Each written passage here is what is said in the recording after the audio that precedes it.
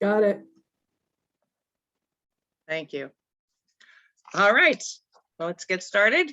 I'm Cindy Bell. I am the president of the League of Women Voters of the Mid-Hudson Region. And our mission, the League of Women Voters, is a nonpartisan political organization and encourages informed and active participation in government, works to increase understanding of major public policy issues, and influences public policy through education and advocacy. I would ask everyone to keep yourself on mute when you're not speaking, and you can use the chat for questions.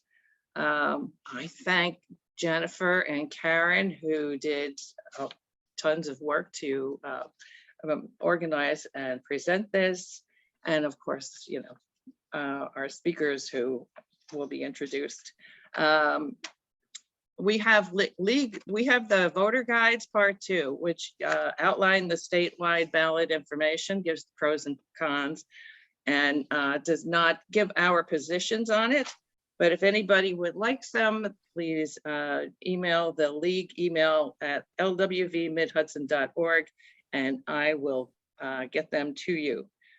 And I think that's it. I'm going to hand it over to Jennifer, Jen Clark. Thank you very much. Thank you, Cindy. Hi, everyone, and welcome to What's on Your Ballot. Today, we are going to be reviewing the important referenda and elected positions that will be on your ballot this November. We're going to start off with a presentation by Jennifer Wilson on the statewide referendum. Following Jennifer, we'll have Dr. Gerald Benjamin, who will give a presentation on county size, which is on the ballot in Dutchess County this year. After that, Karen Holloway will present on the Dutchess and Ulster County referenda. And then lastly, I'll give a presentation on the various positions that are going to be on the ballot this year. All right, so now starting with Ms. Wilson, Jennifer is the Deputy Director of the New York State League of Women Voters. And in that position, she does it all.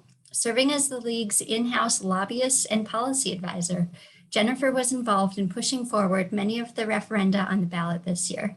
We are fortunate to have her here to explain them. All right, and with that, Jennifer, I'll hand it off to you.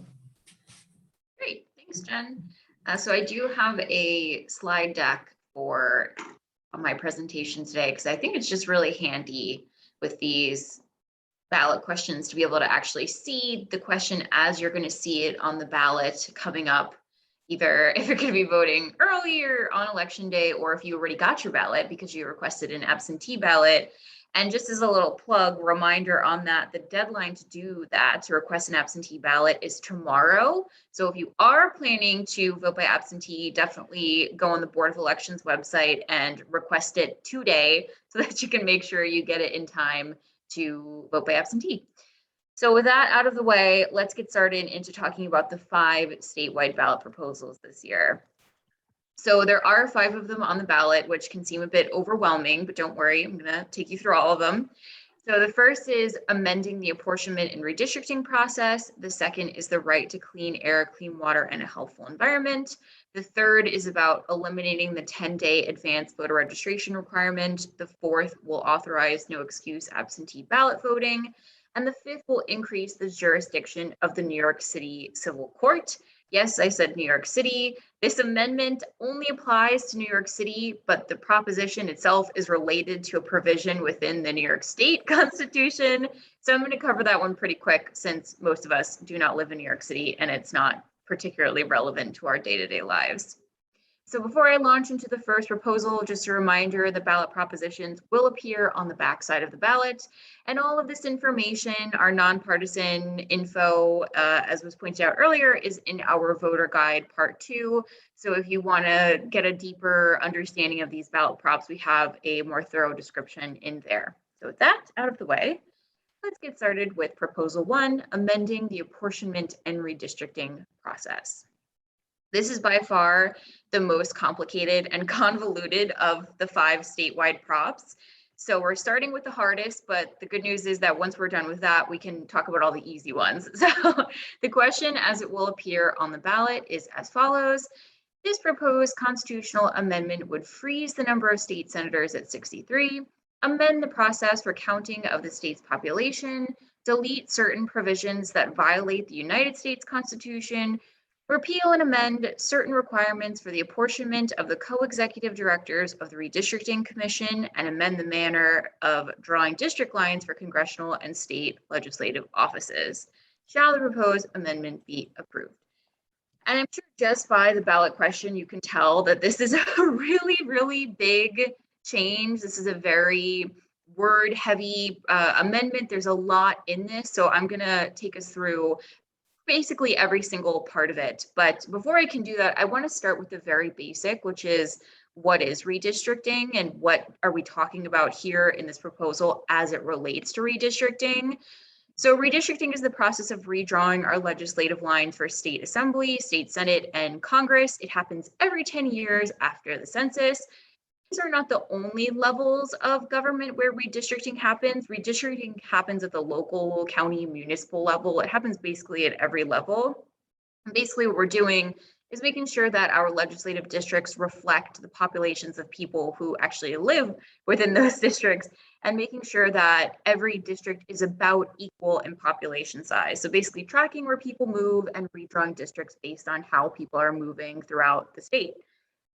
In this particular amendment, we are only talking about state assembly, state senate, and Congress for New York State. We're not talking about any of the other levels of redistricting. Here in New York State, for those 3 levels of office, redistricting is led by an appointed commission. That commission is appointed by the state legislature. And after the commission is appointed, gets together, drafts their maps, votes on maps for approval, those maps then go to the legislature, who have the final say over approved maps. So they can approve the maps or they can reject the maps. If they reject the maps, the commission gets a second opportunity to propose second drafts, and then those will go to the legislature, and they can also reject those if they want to.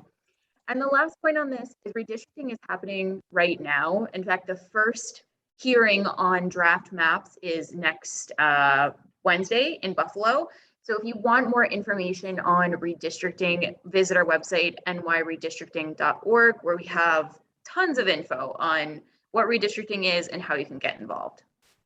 So now that we have that out of the way, we can talk about the actual amendment. So I can break down this proposal really into 2 categories, which is uncontroversial changes and controversial changes. The reason I am labeling all of these changes as uncontroversial is because they are either already in state statute, already required by the US Constitution, or need to happen because they're minor procedural changes. So the things that are already in state statute, freezing the number of state senators at 63, requiring incarcerated individuals be reapportioned back to their last residence, the things required by the US Constitution, making sure that we count all people when we are counting for districts, and removing unconstitutional language that refers to aliens, which violates the Equal Protection Clause that essentially says we need to make sure we count everyone when we're drawing district lines. The procedural change here is related to the timeline for submitting draft maps from the commission to the legislature, and how and when the commission will actually submit those maps. The amendment that created our independent redistricting commission happened in 2014. So this is the first time we've ever had a commission-led redistricting process. When that amendment passed, petitioning for congressional seats happened later in the year because the primary happened later in the year. Since 2014, we've moved our primary, and now petitioning happens really early. It happens in spring. I think actually the date for this coming cycle is April, as early as April. So currently, the commission has to give their approved maps over to the legislature by January of the year ending in 2. And at that point, there isn't really a hard and fast rule of when the legislature can tell the commission, hey, we don't like your first set of maps, give us a second set. There is a provision in the Constitution that says that by February, like the end of February, I think it's even the 28th. It is the end, I don't know for sure if it's the 28th, but basically says by the end of February, the legislature has to tell the commission, hey, we've rejected your maps, give us a second draft. But it doesn't say when the commission has to give the second draft. All it says is we reject it, give us another one. This change will say that from going forward in future redistricting cycles, instead of having the commission have their maps to the legislature by January of the year ending in 2, the maps need to go to the legislature by November of the year ending in 1. So instead of having it potentially hit against the petitioning process for candidates to appear on the ballot, we'll have it much earlier, and also has a hard deadline of when the legislature has to again tell the commission, we rejected your first maps, give us another one. So again, we can make sure that things are actually happening on a steadier time frame and will be done in time to not run up against the petitioning process for seats. Those are all of the uncontroversial things. The controversial parts of this amendment are all related to the voting of the commission when voting to approve draft maps and the voting of the legislature when voting to approve the commission's draft maps. The current provisions require that a minimum number of minority commissioners and legislators vote on maps in favor of maps if a single party is in control of both houses. So this makes sure that the minority parties are having a say in the redistricting process, even if there is a majority of a different party in power in both houses. So currently, for a double party-led Senate and Assembly, which is actually currently what we have, Democrats control both our Senate and our Assembly, there needs to be at least one minority appointed commissioner voting in favor to approve the maps to go on to the legislature.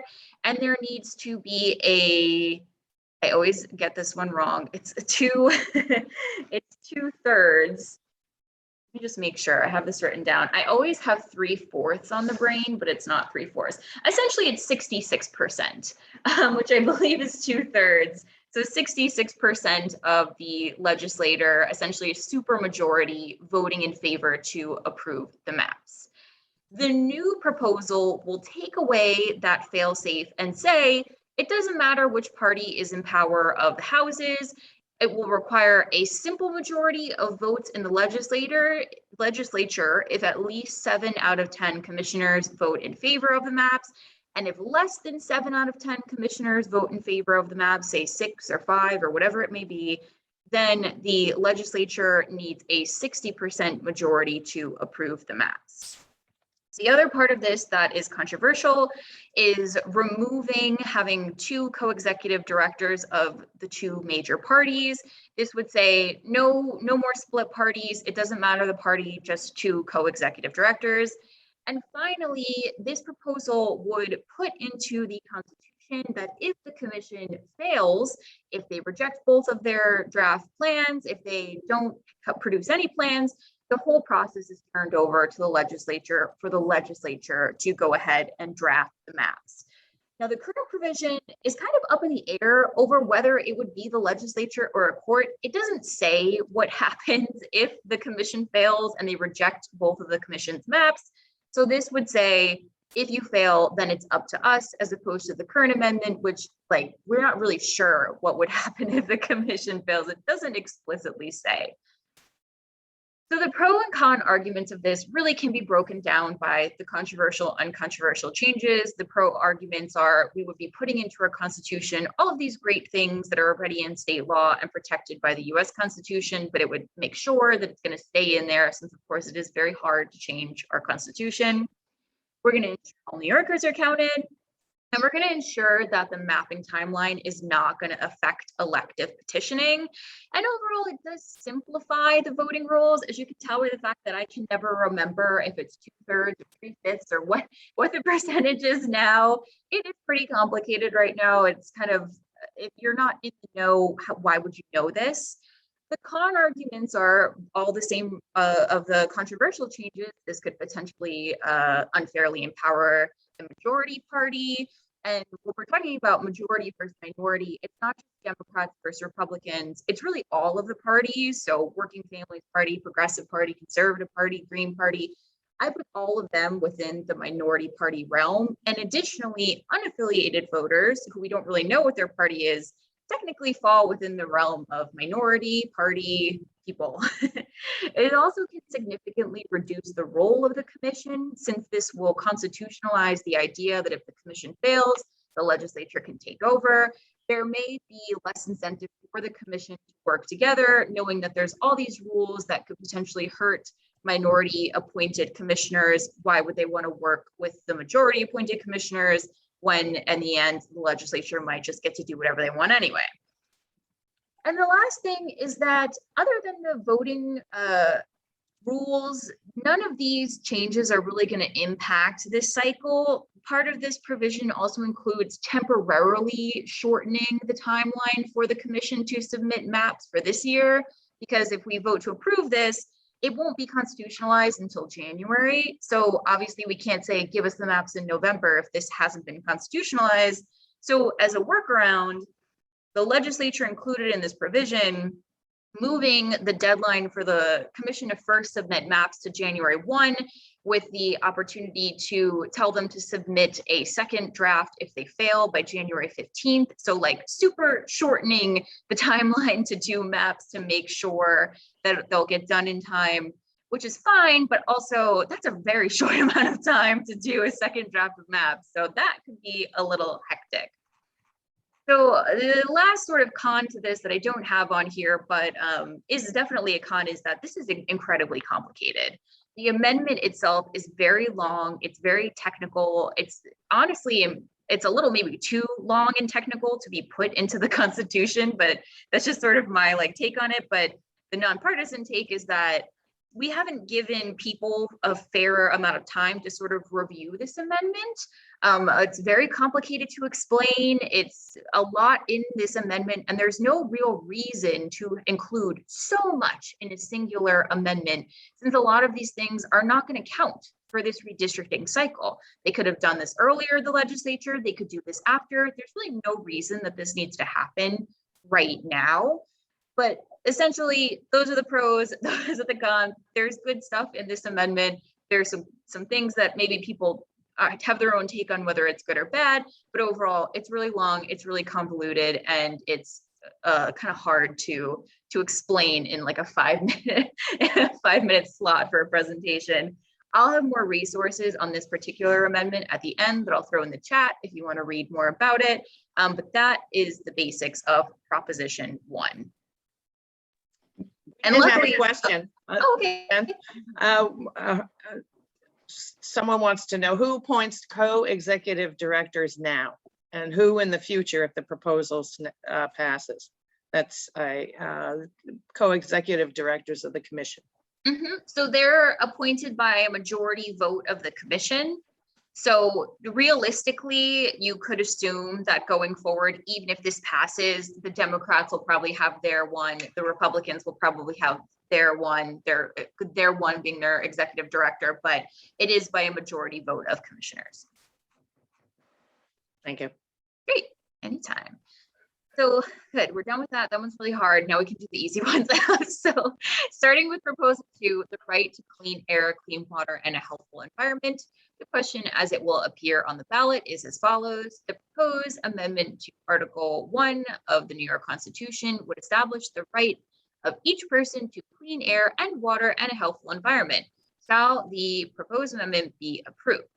And that right there, that sentence, right to each person to clean air and clean water and a healthful environment, is basically exactly what will be added to Article 1. Like verbatim, that's it. That's the whole thing.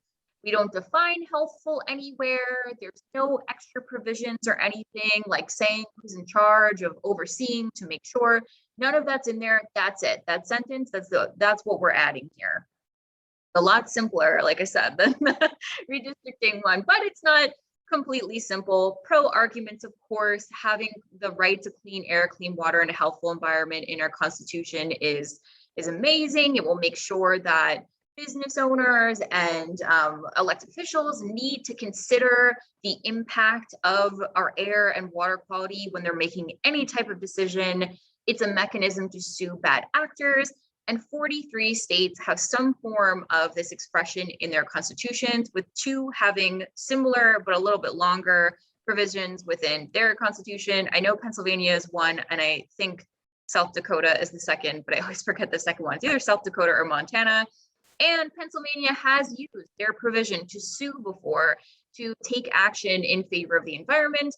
They use their provision to sue to get plastic bags eliminated. So it has been used by other states to actually have good things happen for the environment.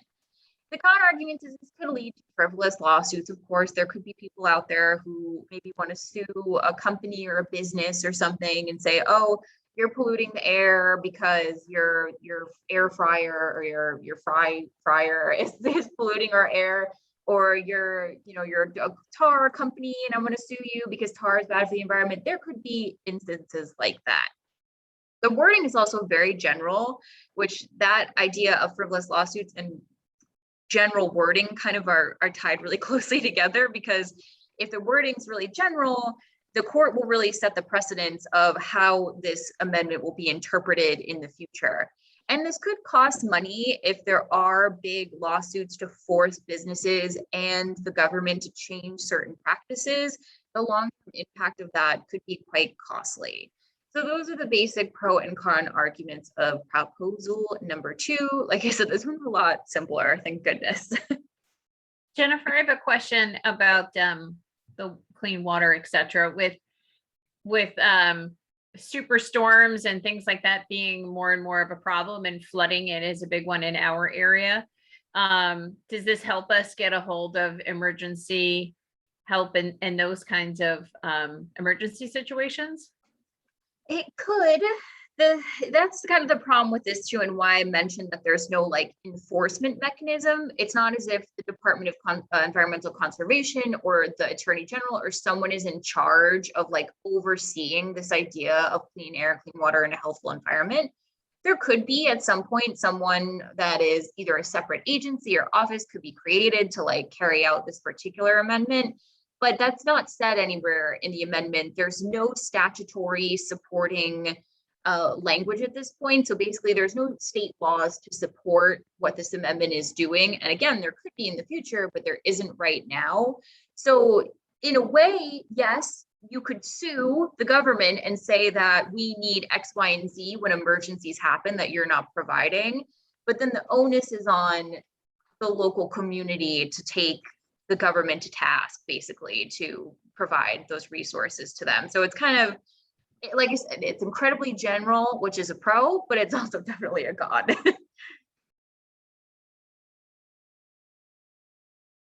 Great. So proposals 3 and 4 are both related to voting, and proposal 3 is related to eliminating the 10-day advance voter registration requirement.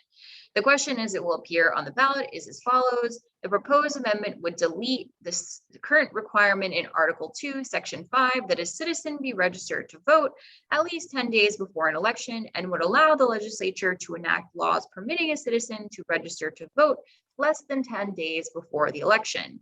Shall the proposed amendment be approved?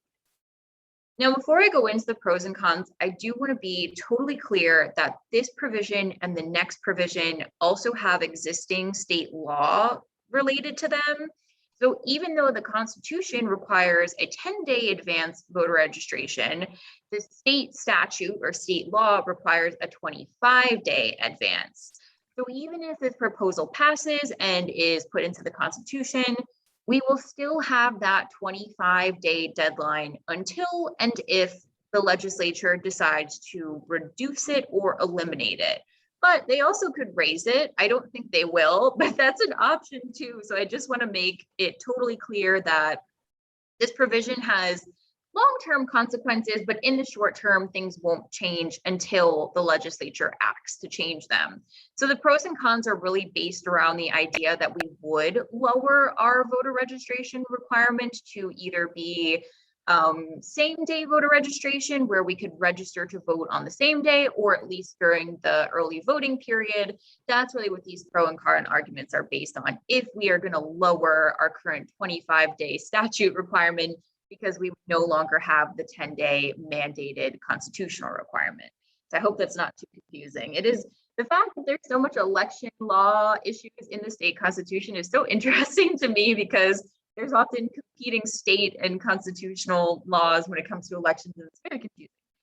Anyway, so the pro arguments is if we did lower our statutory required 25-day requirement, we could have greater voter enfranchisement. We can increase voter turnout. If we allow people to register to vote on election day or during early voting, people won't be prevented from voting if they aren't registered or they moved and they forgot to change their address or they have some sort of situation like that. We'll also have more accurate voter registration records because people who are moving and forget or have an issue or they change their name or whatever, they can take care of that at the poll site on election day or during early voting. And overall, that'll just make the records of boards of elections a lot more clear and accurate.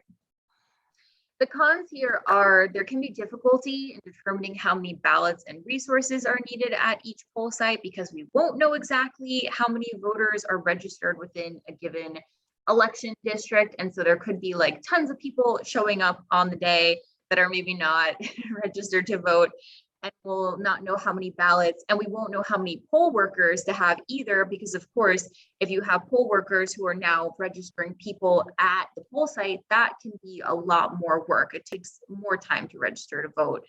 People always have a lot of questions about the form. There is also the potential for in-person election fraud, if somebody could go from spot to spot to spot, but I will say this kind of relates back to the pro of more accurate records. In the post-canvass process of elections, they do look for issues like that. They, being the boards of elections, look to see if someone tried to vote multiple times. And it does happen. It's incredibly uncommon and easy to spot because they do an election canvass, but someone might try and cheat. Someone might try and do that. And finally, it's more work for boards of elections to manage. As I pointed out earlier, we might need more people at poll sites, and poll workers are already quite overburdened. It's usually really hard to get poll workers, and now we're going to need more poll workers. That could be a lot of work for boards of elections to manage. So again, this does not eliminate the 25-day requirement. It just eliminates the 10-day requirement that's in the Constitution. And a little sort of anecdote on that, the reason why we have a statutory deadline longer than the constitutional deadline is around the 80s or 90s, the county boards of elections told the state legislature that it was too hard now with computers coming on board to be doing paper forms and inputting them into a computer format, and that they needed more time. 10 days wasn't enough to turn around a poll book. They needed more time to do that. And so they extended out the registration requirement, in case that was a question that's going to come up. So I'll just look in the chat quick. Sorry, I was muted. Jennifer, we have a question about early voting in the chat. Will we still have print on demand ballots? Meaning there's no need to know how many you need in advance for each location. Yes, that is possible. Not every county has that, but the counties that do, it works great. But yes, it won't change that. This provision too is kind of interesting because the statutory language will determine a lot of how this policy actually gets carried out. So there is a potential that we'll model ourselves after some other states that have same-day registration, where a voter registering on the same day is treated as an affidavit voter. So it may just be we have a stack of affidavit ballots, and if someone comes in, they're not registered, we register them, we do the affidavit, we check it later. That's a possibility. It's not the best possibility, but it is something that's possible, where the issue of do we have enough ballots will not be as serious as it could be for places that don't have printed ballot on demand. Great. So proposal 4. Yeah, of course. So proposal 4 is regarding authorizing no excuse absentee ballot voting. And the question, as it will appear on the ballot, is as follows. The proposed amendment would delete the current provision on absentee ballots, the requirement that an absentee voter must be unable to appear at the polls by reason of absence from the county or illness or physical disability. Shall the proposed amendment be approved? And similar to the last proposal, this is still in state statute. So even if we eliminate it through this ballot referendum process, we will still have cause for absentee until and if the legislature acts to remove them. I'm sure that they will, but I just, again, want to make it clear that the day January, I always forget if it's January 1st or 5th or when it actually is added to the Constitution, I think it's the 1st, then we will not immediately have no excuse absentee voting. But if we did have no excuse absentee voting, the pro arguments are increased voter access. People won't feel like they have to tell the government what their situation is, why they're requesting an absentee ballot. Reduction of election day and early voting in-person voters, which is less work for the BOEs, for the boards of elections. They won't have as many people to deal with, less crowds, less lines, more time for a voter to research their candidates and mark their ballot comfortably, which I think is a really big deal. And absentee voting has often been heavily used during natural disasters and recently in the pandemic. Unfortunately, it seems like increasingly related to environmental issues and climate change, there almost always is some sort of hurricane or issue or problem for September primaries. And so this would just be another option for voters to vote absentee instead of having to show up in person, and they wouldn't need an excuse for that. The cons are this can provide less protection against voter impersonation fraud. As we know, voter fraud is not super common. In fact, it's really not common at all. But when we do see fraud, most often we see it in the form of mail-in voting fraud. Again, similar to the canvass process for in-person voting, there's a really extensive process with absentee ballots and making sure people aren't trying to vote twice or trying to vote on someone's behalf, really checking signatures. So that's not a super big concern, but I do want to put it out there because I'm sure people will think of this as a con. And there's also potential loss of anonymity when voting absentee, since you are mailing it in, your address and everything's on there. And so you can feel like, oh my gosh, I'm not really voting anonymously. People know who I am. Slower election results is another issue. We did pass a law recently to speed up counting absentee ballots, but it does still take a long time because of the first point that we want to make sure there is no fraud. So it takes a long time to count absentee ballots so that we are ensuring that these ballots are actually for the people who they're supposed to be for. There also is the additional printing and postage costs on municipalities and potentially voters. We don't currently have prepaid return postage for absentee ballots, so it will be up to the voters to front that cost or up to the municipalities and counties to pay for that, and that can get expensive. This with more deadlines. Anytime there's more deadlines, there's more potential for error. I didn't get my ballot in time. The post office didn't mark it in time. I didn't do my request in time. There's just so much more room for issue when it comes to absentee voting, and the deadlines that are in place there and the potential for a lost or damaged ballot is a lot more common than when you're voting in person and you just fill it out and stick it in the machine. And finally, I've heard this as a con before, and it's kind of like, I think, a silly con, but I'm still including it because I'm sure some people will resonate with this, which is the shared civic experience of voting with neighbors on a set date and location will be lost if lots of people decide, I don't want to vote in person, I want to vote by absentee ballot. I see there's something in the chat. Yeah, we have a question about people who vote multiple times. I know, so it's Cindy's question, isn't it criminal to vote multiple times? What happens to people who do that? So I think last year what they were doing is they were holding off on counting the absentee ballots until after election day, giving people the chance to come in person. But we just did that session with our commissioners of elections on Thursday, and they had mentioned that they're starting to count them earlier, right? So does that change that dynamic of the potential of multiple votes?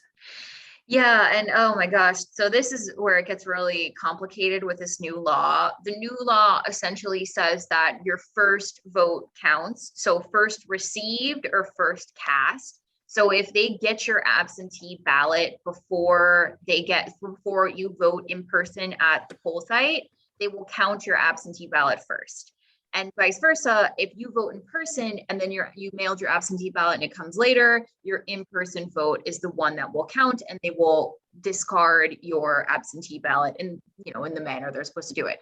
But if someone's nefariously voting multiple times or trying to vote multiple times, whether they are like registering at lots of places or submitting ballots that are not their own, yes, you can go to jail for that. So it's a federal offense. You can go to jail for voter fraud. And like I said, it's not super common, but when it does happen in these instances, it's very easy to catch because the canvas is so extensive. Okay, wow, that's a really complex answer this year. Karen just wrote in the chat that she has this Norman Rockwell feeling of us standing online on election day, which is great and charming, but we also want the most people to engage, right? And the biggest turnout we can get. Yeah. No, I totally agree. Especially with early voting now, it seems like people are very excited to vote early together. But yeah, and the other thing about this provision is it won't mandate that people have to vote by mail or absentee or whatever you want to call it. It just will allow more people the option, which is a good thing.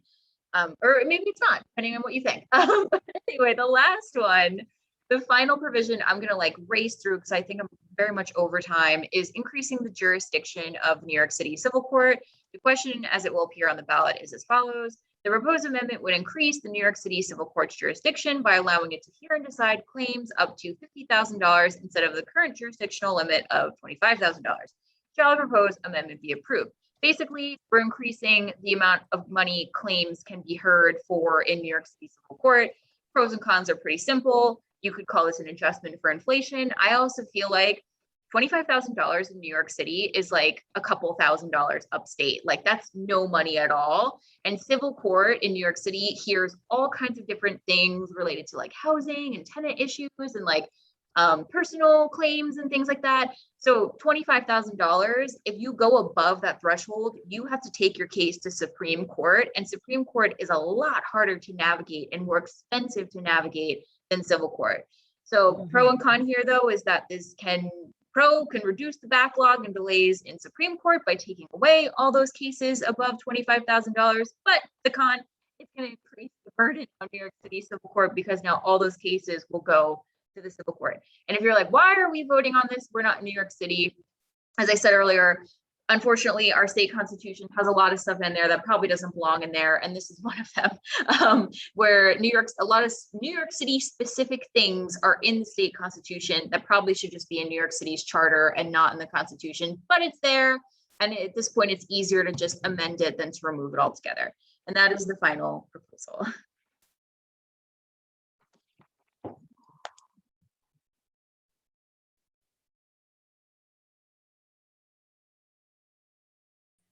Sorry, thought I had unmuted myself there.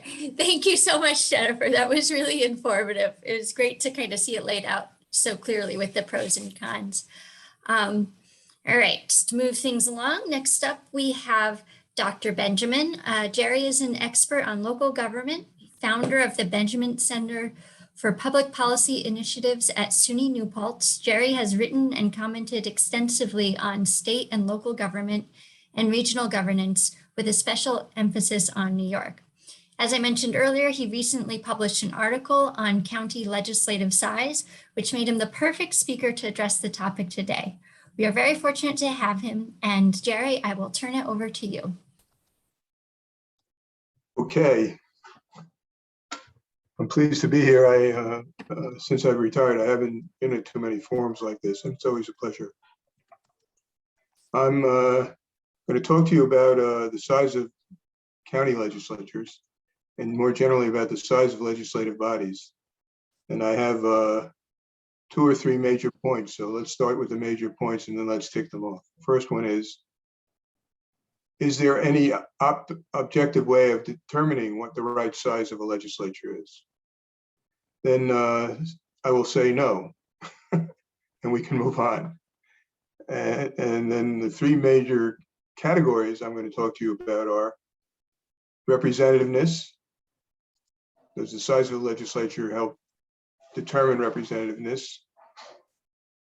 Second, diversity. Does the size of the legislature help advance a diverse body being chosen and representing the constituency? Third, I said 3, there are 4, I guess. Third is cost. We are going to need, can you transfer money to the capital account?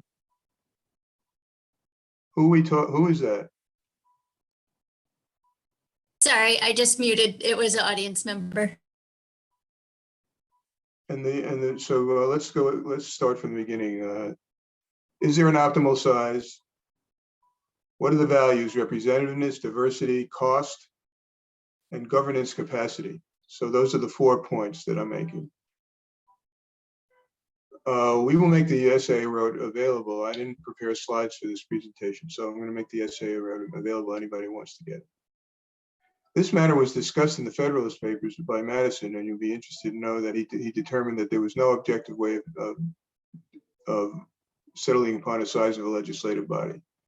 And actually, when we use the terms about size, we're really confusing ourselves, because we know that local governments in New York and in every other state can be rather small. Many county boards in Pennsylvania have only 5 members, and then they have hundreds of millions of dollars in budget. And yet, when we think about the US Senate being the smaller body, it has 100 members, and the US House of Representatives being the larger body, it has 435 members. So large and small themselves are slippery terms when we think about the size of the legislative body. So there's no objective way of establishing what's optimal. So we have to consider different values in making that determination. One value has to do with representativeness. How do we make the body as representative as it can be? That's a hard question, because the term representative means so many different things. Sometimes we think about representation as demographic. We have the diversity of population, social and ethnic characteristics and racial characteristics of the population present in the legislative body. So representativeness has to do with demographics. Sometimes we think about representation as having to do with ideology. Do we have the range of ideas in the constituency in the body, so those ideas can confront each other, join each other, engage each other? Sometimes we think of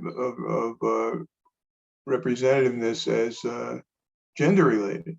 We know that women have been, strange to say this to the League of Women Voters, the world most important institution having to advance the interests of women in politics in the United States. But sometimes we notice that women are underrepresented in legislature relative to their presence in the population.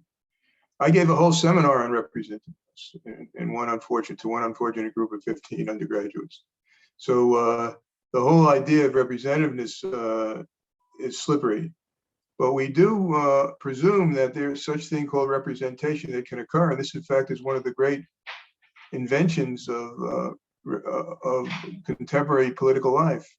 The idea of representation as an idea is a way of gathering the range of views in large places. When I was an and bringing them into a smaller place to engage.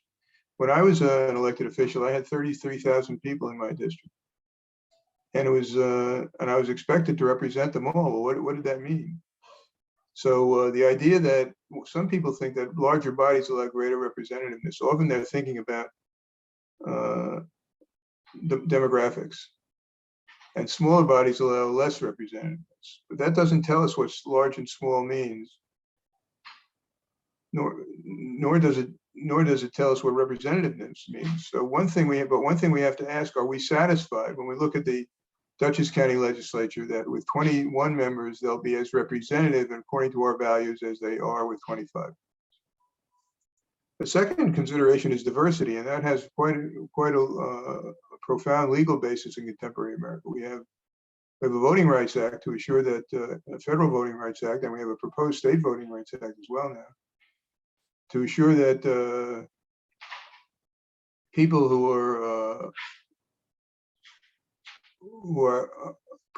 called protected minorities in the law enjoy representation in the legislative body. They have a fair, the rough language of the law is that they have a fair opportunity to choose people,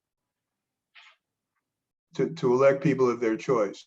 This has a lot to do with how we structure election districts. It has a lot to do with how many members there are, because if you have a larger number of members, the districts are necessarily smaller in their geographic size, and smaller districts can be entirely or almost entirely populated by concentrated minorities, have a good chance of choosing a person who's a member of that minority group or preferred by that minority group. They don't have to be a member, but they would be preferred by that minority.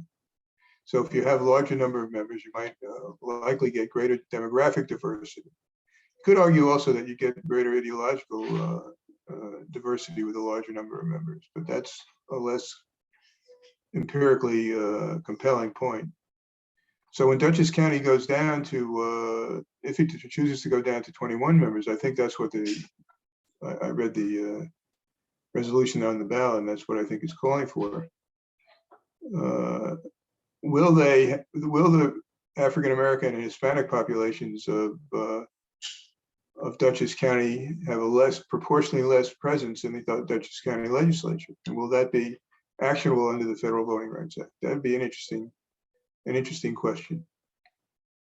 And the evidentiary base for these cases is now shifting a lot. It's proven these matters are hard to prove. There's been a lot of litigation in New York and across the country on this, and it remains very controversial.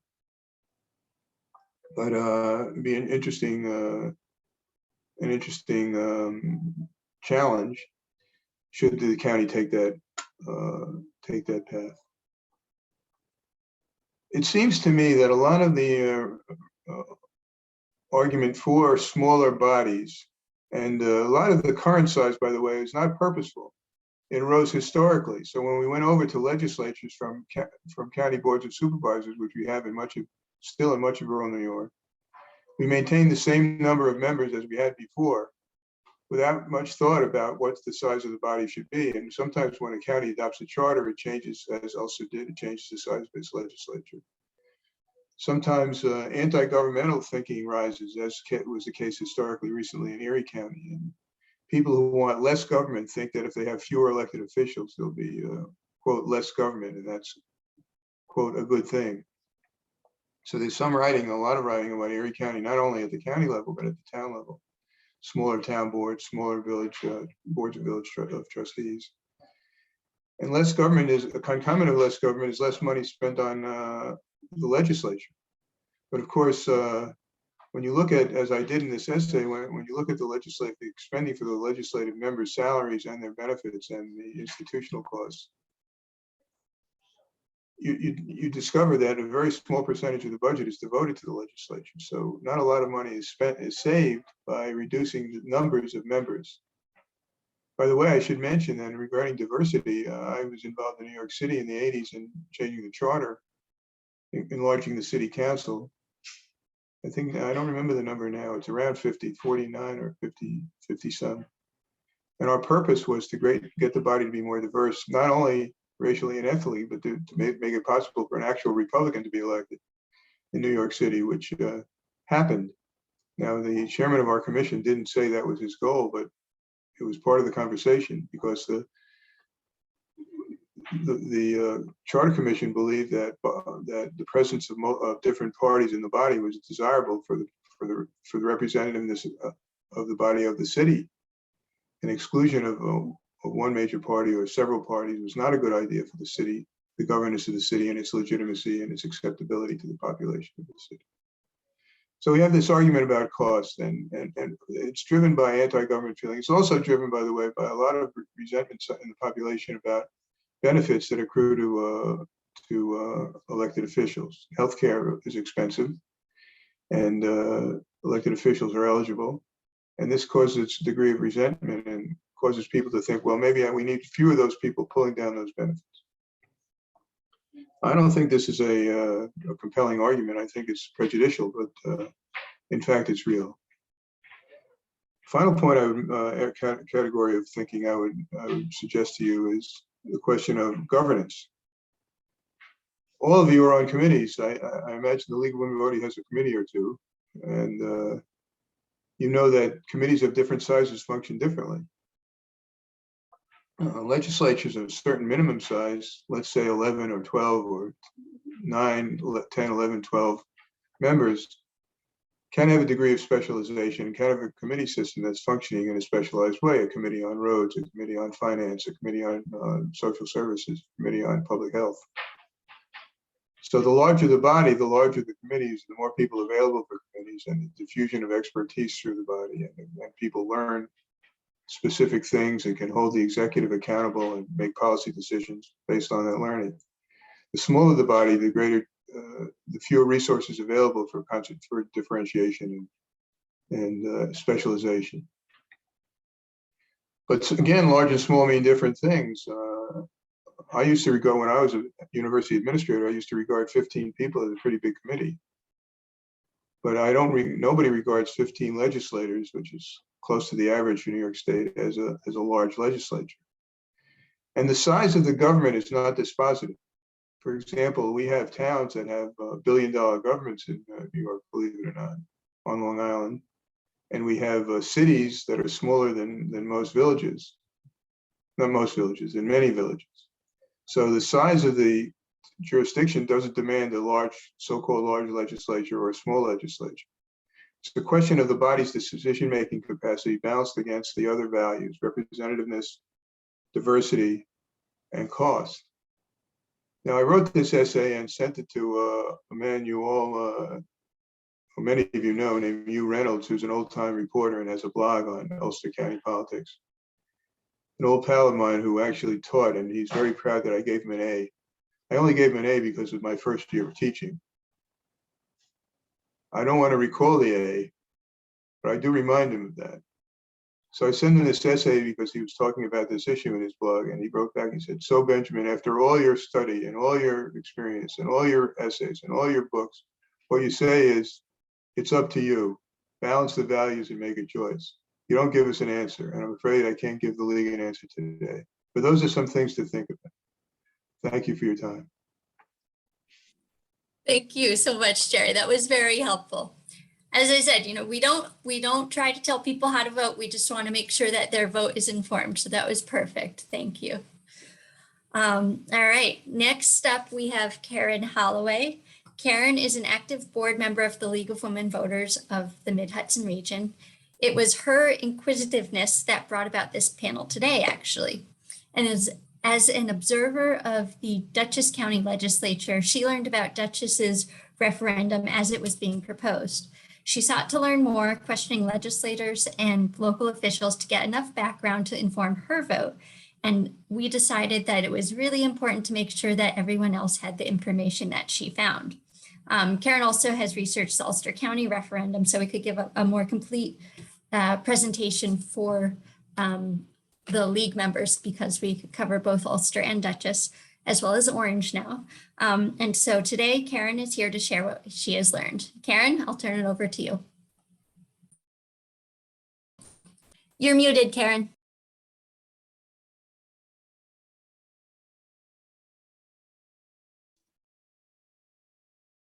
Okay. Are we set now? Yes, we hear you now. And you see the presentation slide? Yes. Okay, great.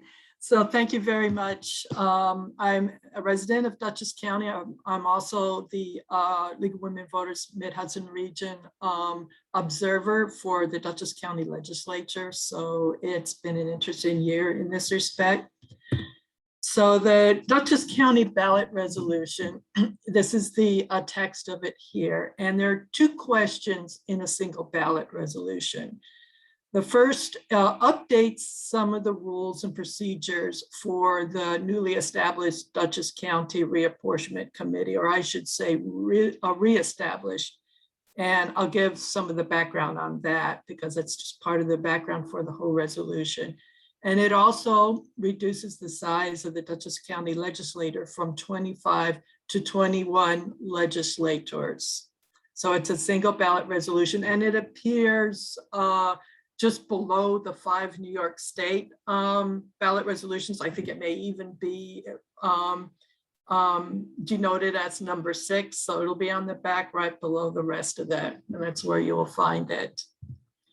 So some of the background on that is that we did have a Dutchess County Redistricting Commission based on a law in, I think it was passed in 2019 to establish a commission. That law stated that there are 25 legislative districts and solicited applications from the public to serve on this commission. By the way, they call it reapportionment more correctly, even though it's really redistricting.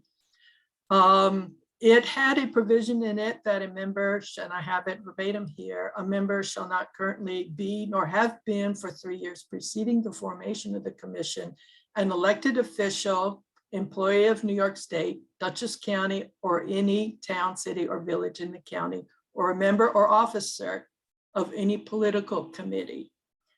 A member shall maintain eligibility while serving on the commission. It has 7 members and 2 which are appointed by the majority leader, 2 by the minority leader, and those 4 together will choose 3 more. Then they hold public meetings soliciting input.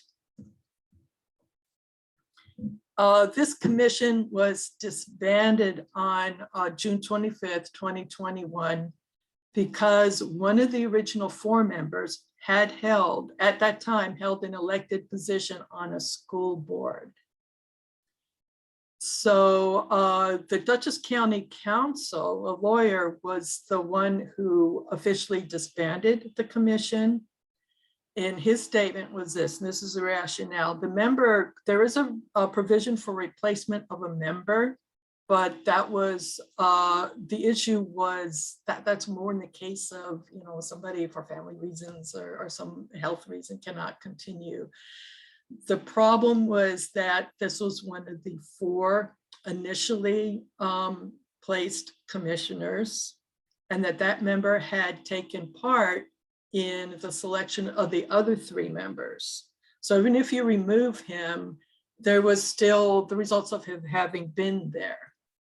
So the only, since there's no provision for that, it was concluded that it simply had to be disbanded, and they had to start over with choosing new members. This is disputed by the Democrats and also by the other commission members. This member has resigned, and they dispute the legality of the move. They are going to court. There was a hearing on the 28th. There has been no decision, and there was no provision given to stop any process. So that's where that stands now. But the Dutchess County Legislature, which is Republican dominated, passed a law which will form a new commission. And it set up the process by which they will choose the the commissioners. So all new members, none of the current members will be allowed, and the application process will be reopened. People who have already applied, who are not selected, are still in the poll. It's set new dates, so there'll be reopening on November 15th, and the new candidates will be nominated after January 3rd. So the voter resolution, which I showed, if it passes, it updates rules for the commissions. It changes some dates, it clarifies some issues in selecting members, and it clarifies where prisoners are counted. But if it is voted up or down, there will be a commission. If it's voted down, the commission will proceed under the old rules. So for Ulster County, this concerns utilization of funds for payroll expenses within the county budget. And this is the wording: shall the amendment of the Ulster County Charter approved as proposed, blah, blah, prohibiting the transfer of payroll related expenditures designated for Ulster County employment positions as itemized in the annual budget to other budgetary lines during the course of the year be adopted and become a part of the Ulster County Charter. So that seems more of a housekeeping to make sure in the statement of the referendum. It seems it's simply assuring that payroll related expenditures don't go elsewhere. And in the press, this statement appears often from the Ulster County legislative clerk of the legislators, that this law would prohibit county funds dedicated within Ulster County budget for the purpose of payroll expenses to be transferred to other budgetary lines to be used during the course of the year for purposes other than payroll expenses. The wording of the law is a little bit more convoluted to me. This is the law without the italicized phrases is a law that seems quite straightforward to me, that they cannot change the rate of pay or annual salary of any employee. The law inserts what's in italics, which doesn't seem so straightforward to me that that's what it means. So it's unless used for payroll related expenses, unless it is, it may not be to reduce the rate of pay. It almost seems like you could reduce the rate of pay if, unless it's used for payroll related expenses, that's phrases referring to phrases, and to me, it's not quite so clear, but it seems to be more or less a matter of housekeeping. And that's all. We have a question, Karen, on the Sure. Dutchess County one. Sure. It says, how does it address how to handle the resignation and replacement of a member? Excuse me. In the updates, I think it does clarify that. And- So just to clarify, because Karen and I discussed this a bit. Jen has a better together. handle on the legalities. The changes to the proposed changes to the reapportionment commission, it does add in language to make it more clear what happens if a commission member is later found to be ineligible, or if the commission itself is disbanded. It just refers back to the initial process and says it shall start over again, which is essentially what they're doing now. But it just clarifies it, because currently, with the situation happening in Dutchess where there was a disbandment, nobody was really sure what should happen. And so we had this temporary law passed saying, well, for this cycle, we're going to do it this way. But then the proposed changes on the referendum just put it into the law itself, saying what essentially they end up doing is we're going to go back to, if the commission is disbanded, we go back and start the whole process over again. Right. And just a little bit of background, the legal counsel himself stated that he needed to disband the commission. There simply was not other provision. But as far as going all the way back to choosing reopening the pool and everything, that was a legislative choice.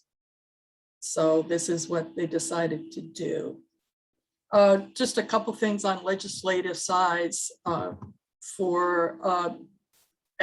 background to this is it did come up rather suddenly, that it's at about the same time that there was a controversy over disbanding the commission. And this was brought to the floor rather quickly.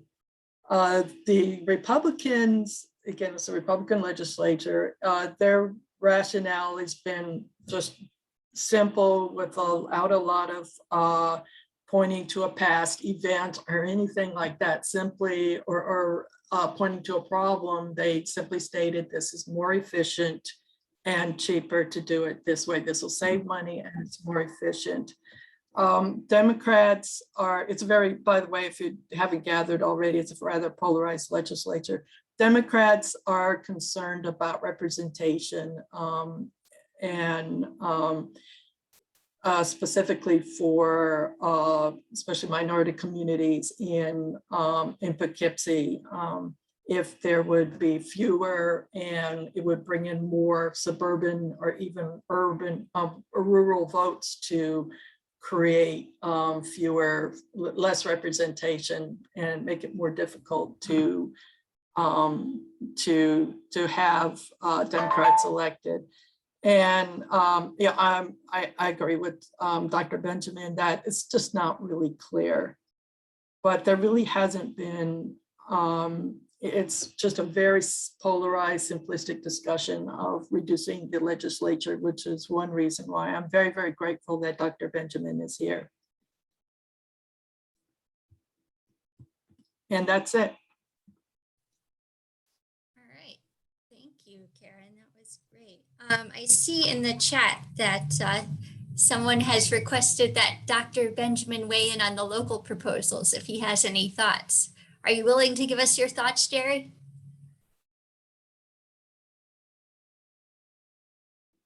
Curiously, I have not studied the Ulster County proposal, so I can't comment. and I am remiss. So I'll study it. I'll study it tomorrow. I promise. That's fine. We just throwing this at you, so no Regarding the expectation. Dutchess County, the majority leader of the legislature announced that they had done lots of reform this year in his State of the County address, or his initial address. I guess the State of the County is given by the executive, but his initial address upon being reselected, that they'd done lots of reform and it was now time to reform by reducing the size of the legislature. And he made the classic cost efficiency arguments unsupported by evidence, then or since, as far as I can tell. And it seems to me that he or they are piggybacking this 21-person size body on the semi-crisis that they encounter in the constitution of the commission.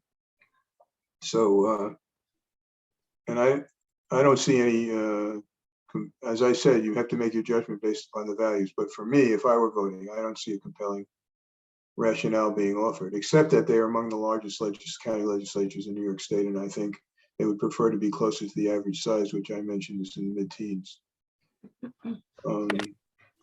There's one other thing I wanted to, is escaping me, and I wanted to, the Dutchess County charter on this matter is modeled after the Ulster County charter, which I had some hand in writing. And we provided for replacement of members who might resign or be disqualified, but we didn't provide for the replacement of the entire commission.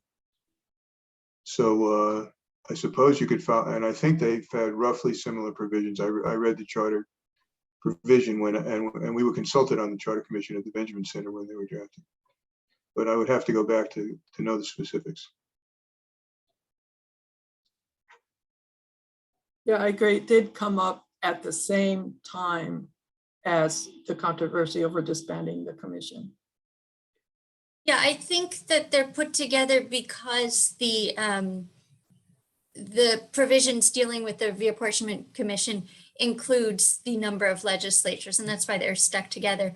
The sections changing the procedures for the reapportionment commission don't actually need to be in a referendum. That's the only reason we're seeing them now is because of the change in the legislative size. So if it doesn't pass because of the size or whatever, for whatever reason, the legislature can still go and make those changes to the reapportionment commission on their own without a referendum. Okay.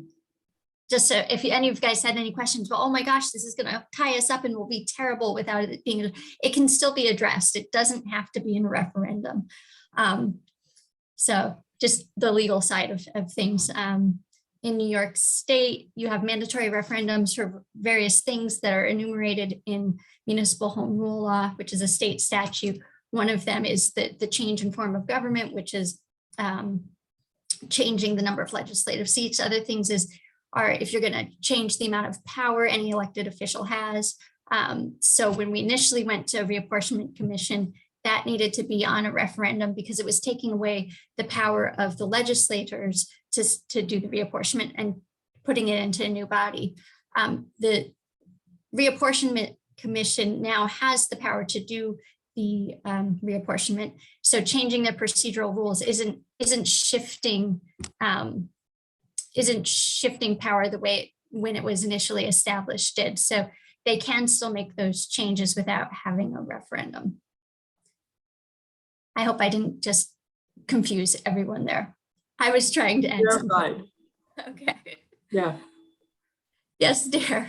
I wonder if Jerry can shed any light, or actually anybody can shed any light about how the Democrats made this mistake of putting an elected official on.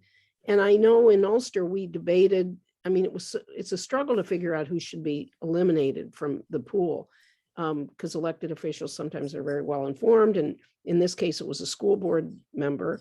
And I know we talked about that a little bit too, how those are often not partisan. I mean, it's not it's not an easy issue, but the fact that it's right there saying elected officials and they went ahead and appointed one and messed up their whole process. It was an oversight, having talked to them. The person who was selected, my understanding was, didn't think a school board position counted, so didn't disclose it. So there was kind of a mismatch. That's my understanding. It wasn't an intentional, they're on it, I'm going to nominate. It was just not thinking that being on a school board counted as an elected position. Yeah, and the majority leader, I've also talked with her about it. She feels that they have an interpretation of the statute that that does not necessarily cover school board elected position, though reading the statute, to me, it's pretty clear that it does. And they feel that the clauses, that the statement, the list of different offices after that is a comprehensive list rather than examples, but to me, it's clear it's any elective office. She also feels that since it is not, since it's not partisan, you're not elected to school board as as a member of any party, that it didn't count. So it's not like she did accept his resignation once it came to public view, but it's not as if she said, oh, that was a mistake. Well, and I guess a quick question to Jerry is, does that, since I know we debated this in Ulster and we all struggled with it, have your opinions changed at all about what is ideal to do about this so you don't eliminate perfectly good people? Because when you after you served, we had a review, you were on it, I think, with me and some others, on how we could make the provision better. And we had a long discussion about who should be excluded, and the intentionality was to keep it as nonpartisan as possible. And the language you used was very broad in the initial draft, which is language I wrote. And it even included notary publics, which we had no intention of doing, but given the definition of notary public as a public official in the law, I don't know if it's the, I think it's the public officers law. We were excluding too many people from service who were knowledgeable, and we were already excluding a big population from service who was knowledgeable on purpose. So I would say it's partly not thinking through or not knowing to think through what the implications of the language were, and we redrafted that language to narrow it a little bit, if I remember right, and passed that. So I would say that we made a good start in this kind of law, a better start than almost anywhere else in New York. But I do think that we learned from our experience and made some changes. It's unfortunate that those changes weren't used to guide the language in Dutchess, or sufficiently used to guide the language. I'd have to look, but that's what appears to be the case. Yeah. All right, so moving along, I guess it's my turn now. For those of you who don't know me, again, my name is Jennifer Clark. I'm a board member of the League of Women Voters of the Mid-Hudson Region. And in my day job, I've spent over 10 years as an attorney focusing on state and municipal law. As I mentioned before, I'll be focusing on the state and local positions that will be on November's ballot. Frequently, these positions are overlooked as they do not get the attention of federal and gubernatorial elections.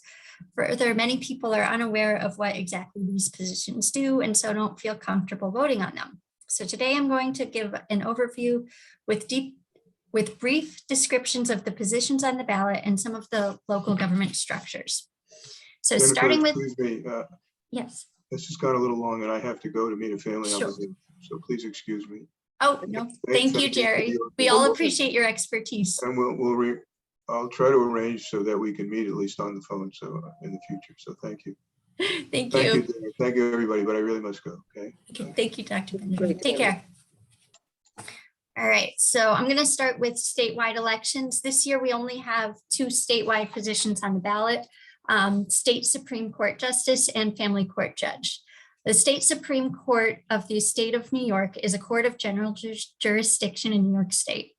It is vested with unlimited civil and criminal jurisdiction, although outside of New York City, it acts primarily as a court of civil jurisdiction, with most criminal matters handled in county court, not the Supreme Court.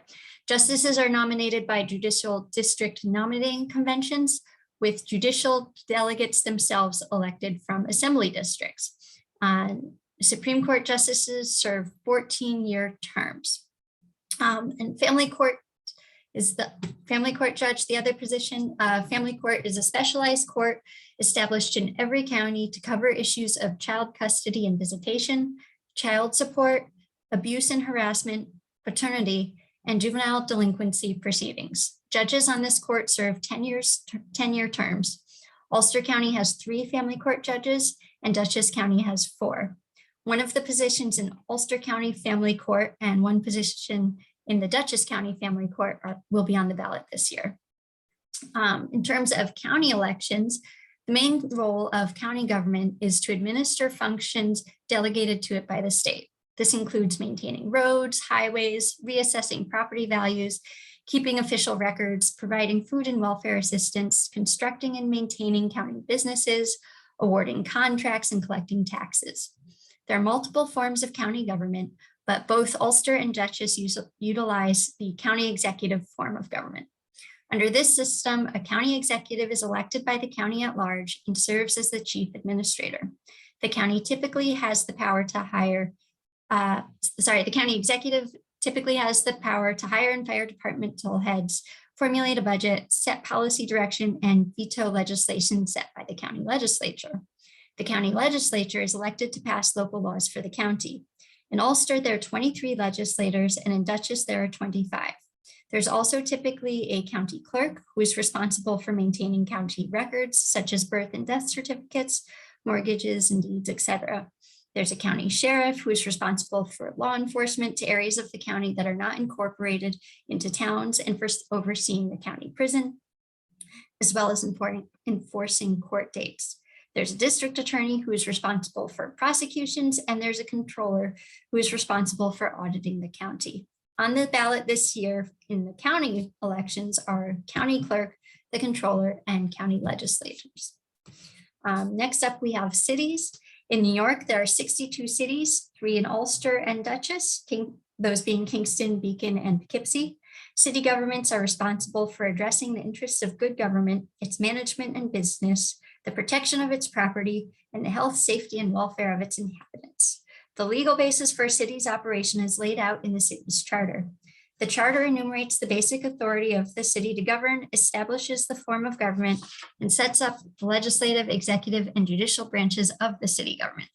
Each of the cities in Ulster and Dutchess County has a mayor-council system, which means that there is a city council that passes legislation and a mayor responsible for hiring and firing city administrators and department heads, drafting the budget, and vetoing legislation. In Beacon and Poughkeepsie, members of the city council are called council members, and in Kingston, they're called aldermen.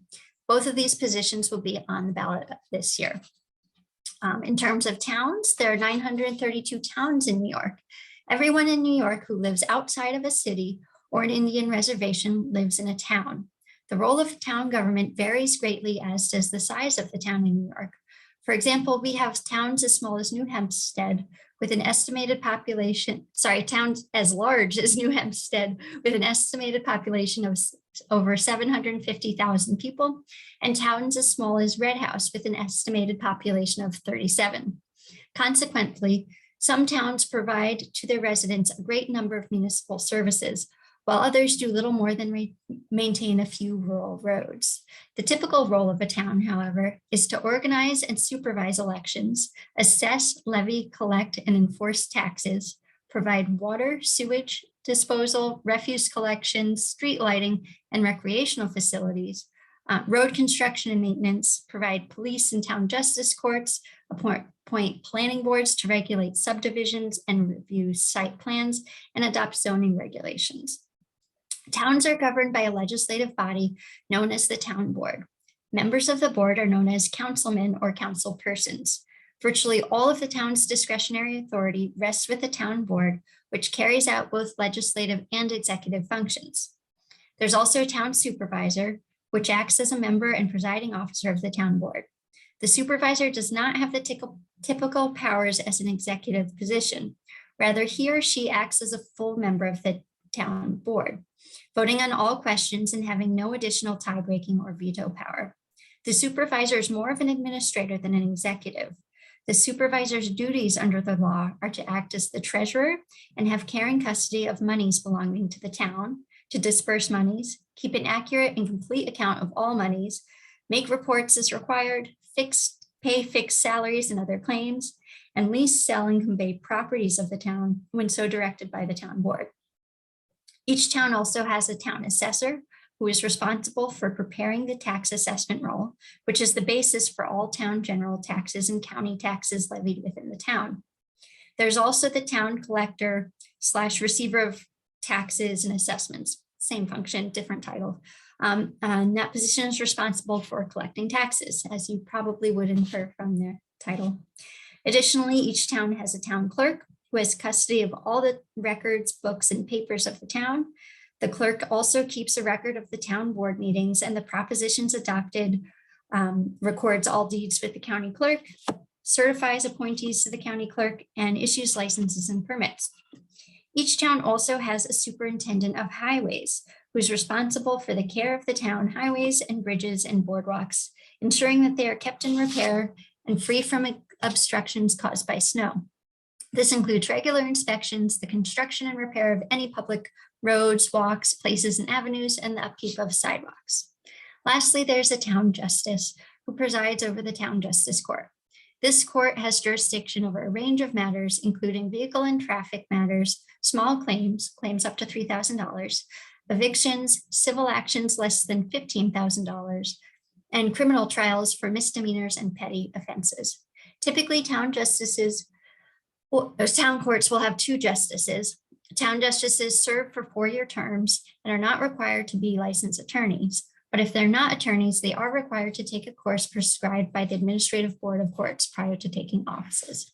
Each of the positions I've just described are going to be on the ballot this year. And then lastly, we have villages, smallest unit of government on the ballot that we're going to be seeing this year. Villages are run by boards of trustees who manage the village property and finances and are responsible for passing local laws for the good government of the village, its management and business, the protection of its property, the safety, health, comfort, and general welfare of its inhabitants, the protection of their property, the preservation of peace and good order, the suppression of vice, I like that one, suppression of vice, the benefits of trade, and the preservation and protection of public works. Meetings of the Board of Trustees are presided over by the village mayor. The mayor is the village's head administrator, similar to the town system, responsible for appointing department heads and non-elected officials, supervising the local police, executing contracts on behalf of the village, and the enforcement of all local laws, rules, and regulations. So, very sorry, I was trying to squeeze everything into my short amount of time, hoping I didn't speak too quickly there for you, but that's the general overview of the local elections you will see on your ballot this year. And with that, I would like to thank everyone for coming. And again, thank you to our speakers. This was very informative and it's great to learn a little bit more about what we're going to be voting on in November. If anyone has any questions, please let us know, or else we will sign off. Thank you. Thank you, Jen.